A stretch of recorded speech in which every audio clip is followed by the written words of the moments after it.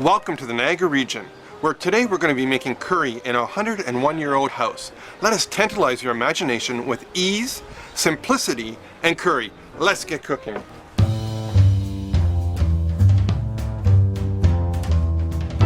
Hey, anybody home? Hello, Chef D! Hey, Bonnie! Oh yeah, come on in. Great to see you again. You too, you too. This is Bonnie Young, who has a passion for curry. There's so many different regions and different ways of doing it. Absolutely. And a friend of mine has a restaurant out in Vancouver called Vidges, and it's great Indian food, but he tailors it to the North American ideal. So there's not as much goat and that. So that's kind of what I wanted to do, was that we made it really friendly for all our friends later tonight. And your recipes come a long way. So can you just explain it again to me, how it came about? I had a client many years ago who absolutely loves curry, and her family happened to be from Goa, and they do a very specific kind of curry there. It's a very coconut-based cuisine there, so it's very kind of creamy, not a lot of heat. It's actually one of the most soothing, calming curries I've ever had. And you can do it with seafood as well. We're doing a vegetarian one today, but you can do it with seafood, you can do it with a nice, like a beautiful shrimp, or even a lobster tail if you wanted to get really fancy. Oh, that'd be kind of cool. Yeah. Most of us are familiar with that, the pre-blended curry spice, right? Exactly. Some of us are afraid of it. My husband, for one, he when we got married, he said, as long as you don't make a curry, we will have a long and happy marriage, which made me cry because it's one of my favorite things to cook. So then when I explained to him that curry isn't just that, curry is an amalgam of all of these spices. Basically, anything you want to do with it, any spice you want to put together, it's going to taste fantastic. And now he is making curries from scratch as well, blending his own spice mixes. We have curry at least once a week at our house. So we're going to just add about 3 tablespoons of grated coconut, and this is unsweetened coconut. Same amount of chili powder, and then some ginger. You want to throw some ginger in there, about half a teaspoon.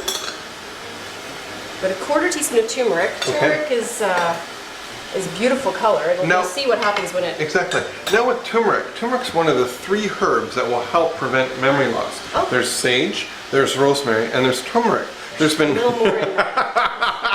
About a teaspoon of cumin seeds, about 2 teaspoons of coriander powder. So now we're just going to whiz that up. Sure. Add a little lime in there. Okay. Normally you put in a little bit of tamarind. Tamarind is an involved process. You have to, it's the pulp from the tamarind pod, and then you have to boil it, and it takes a bit of time. So instead we're going to just throw in some lime in there. And there's, like we talked about, different regions in the world that, you know, they all do something just a touch different because that's the ingredients they get, right? Exactly. But we're a melting pot here in Canada, where we can just take everything and just run with it. That's what's so great about it. Make it the way you want it. Exactly. So the next thing we have to do is just brown off some onions. So now, Bonnie, I put the onions in. Yep. Now, are we going to cook them till they're translucent? I would go even a little farther than that. An Indian lady that taught me how to make my first curry ever, she said, you want those onions almost disappeared. So we're going to add our tomatoes. And then the spice mixture goes in, and that cooks down together. Again, it's all about layering the flavors, right? You've got your onions, then you've got the acidity from the tomato, and you've got that great spice mixture. That's supposed to cook for about 5 minutes. Okay. And then we add the coconut milk, and then it's done. It's a base, and you can add anything you want to it. This is where we're going to do something different. For my bean salad, what I was thinking is that we're going to add some yogurt to it, cool it down, and it's going to become the dressing for the salad. That's amazing. So to make our salad, what we've done is just kind of added some mango and some blanched off fresh green beans. So can you add our toasted and roasted almonds? So now what I've done with those is put them in the oven for about ½ an hour. And that's going to get rid of that chalky flavor that you do not want. So you can put them all in there. Yeah, we're going to feed lots of people tonight. And then these as well? Now they can be any raisins you want. If you want to do some cranberries, some dried cranberries or dried blueberries, how good would that be?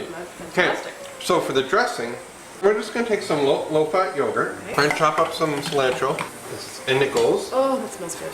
So now we're going to add a little bit of your curry. I'm going to add probably about 5 tablespoons. This is a great idea for a party because you can dress the salad before your guests come. Exactly. Put it away. It's not going to wilt, not like a lettuce where it's going to go, you know. So Bonnie, we're going to do a beef short rib cinnamon curry. That's good. So we're going to add 2 tablespoons of clarified butter. Now in the Indian term they use ghee, that's the terminology for it. But if you don't have clarified butter, you can use canola oil or olive oil or just regular butter. But we got to remember when we use regular butter, the milk solids are still there and it'll tend to burn on you. This it won't burn and it's good for high heat, which we need right now. So we're going to add 2 tablespoons of clarified butter to the pressure cooker pan. We're just going to start off by browning some onions, and I'm going to grab some of our cumin seed. Because what we want to do is for 30 seconds, we want to toast this off.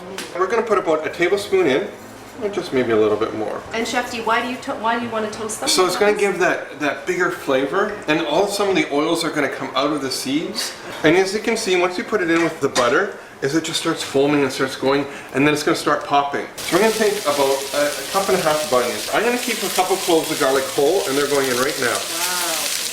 You want to look for something that has lots of meat to it, you know? So that there's lots of meat there, just a little bit of fat. And again, you don't have to brown those off anywhere? Oh no, not at all, not at all. They're all going in there. Now you can add beef stock, you can add vegetable stock. I was at the store today and just picked up some vegetable stock. We're going to add 1 cup of red wine.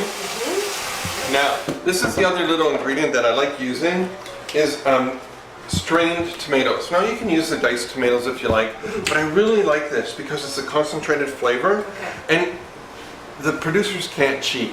With the diced tomatoes, they can put a little bit more salt in, or they can add a little bit of sugar to pump up the flavor. Okay. This is actually simmered for a little bit, so all that beautiful flavor comes together. Nice. So now we're going to add about 2 cups of this. Okay. We're going to put the whole cinnamon stick in, okay? We'll just put it in as way we go. Now, some celery seed, because I couldn't find some fenugreek. And no, I did some cloves up already. I love cloves. I love everything about it. So we're going to put those in, and just about maybe half a teaspoon. It's a really powerful herb, and I don't want it to overpower what else we have going on here. A couple bay leaves. Finally, your favorite. Thanks for accommodating my favorite. That's great. Oh, I think we're going to go a little bit more. So this will be different than any other time you've made. You know, I know. It's like perfume. It really is. Oh, just love that. I don't like putting a lot of salt in it right now. I'm going to put my pepper and my other spices in, and then when we're done, that's when we're going to add our salt. Now what we're going to do is we're going to keep it there for about the next hour, and that steam's going to keep going and going. And the great thing about this, what people forget about pressure cookers versus a slow cooker, is that all that flavor doesn't go anywhere other than what you're cooking. Okay, so it's totally concentrating. Exactly. And it cuts your time. Like if you were to do something like that in the oven, braising them in the oven? 5 hours. Are you ready for the moment of truth? I'm ready. Okay. Wow. That looks and smells incredible. Wow. It's just, you know, it's so easy. It's perfect. It just melts in your mouth.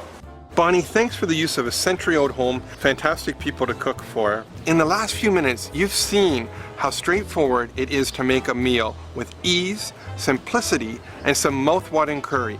Here's to great eating, because you're worth it.